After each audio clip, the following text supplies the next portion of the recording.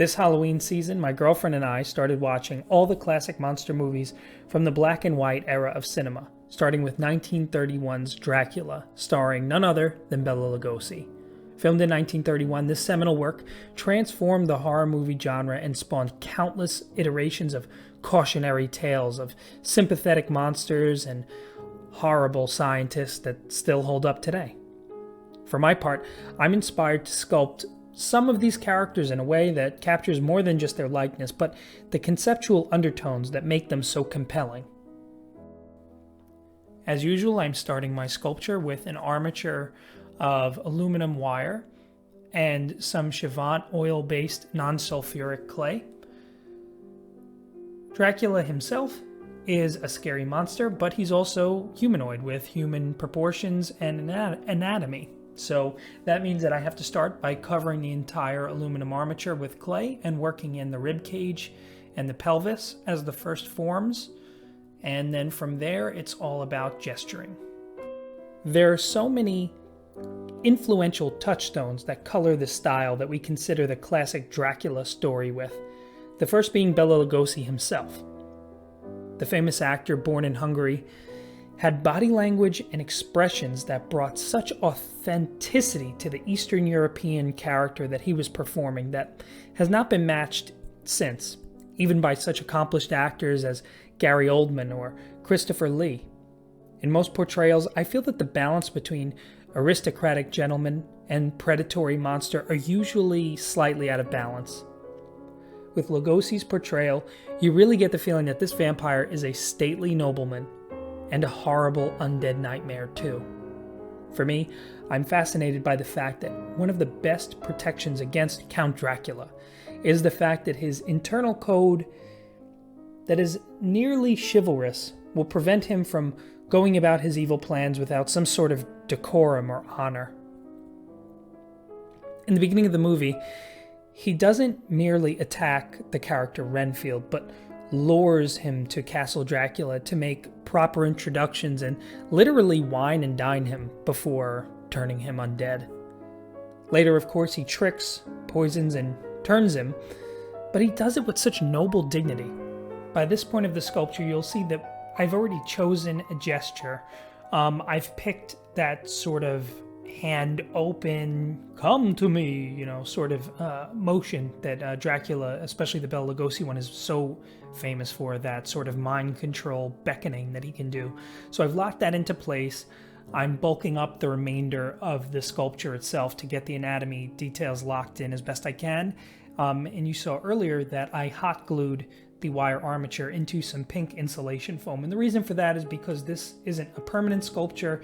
This is a conceptual sketch that I'm just going to do for fun and then break down later on. Although, to be perfectly honest, with the way that it came out, I really ended up liking it a lot. So breaking it down later is going to kind of break my heart a little bit, but that's okay. That's part of the process. Vampires themselves are something that have so much visual baggage to them. If we explore just the imagery alone that we as the audience attach to them, that we hold in our mind, we'll find that there are, fangs, bat wings, capes, coffins, blood, and, that general Eastern European legend that terrified peasants throughout the Middle Ages in Western culture for so long. These elements need to be included in some capacity in my sculpture, and if not, could leave the audience and myself feeling let down by what I was aiming for.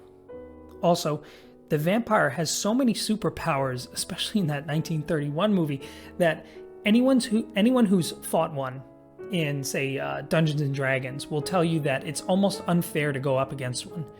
Shape-shifting, mind control, invulnerability, super strength, flight.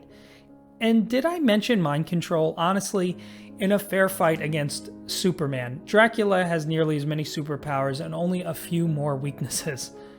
Considering the vast power array of a master vampire like Count Dracula, the characters in the story are extremely lucky that he has that internal code to declare his intentions and have so many weaknesses to, say, wolf's bane and mirrors and wooden stakes, crucifixes, and of course the sun. A smart character needs only play the game correctly to have a chance of survival. While we're at it, let's get something else out there and on the table. Dracula the movie came out in 1931 and was a direct influence on the style, look, characterization, and graphic design in the release of the 1939 comic book depiction of the original Batman in Detective Comics. Batman wasn't just dressing as a flying rodent, but as a weird gothic figure of the night. How else could fear and terror be struck into the heart of criminals in Gotham City without borrowing some visual imagery from the scariest movie of that decade?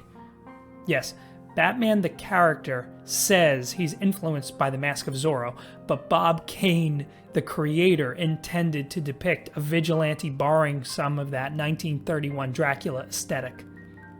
This includes Bruce Wayne's aristocratic background and the fact that he lived in a kind of castle-esque Gothic estate.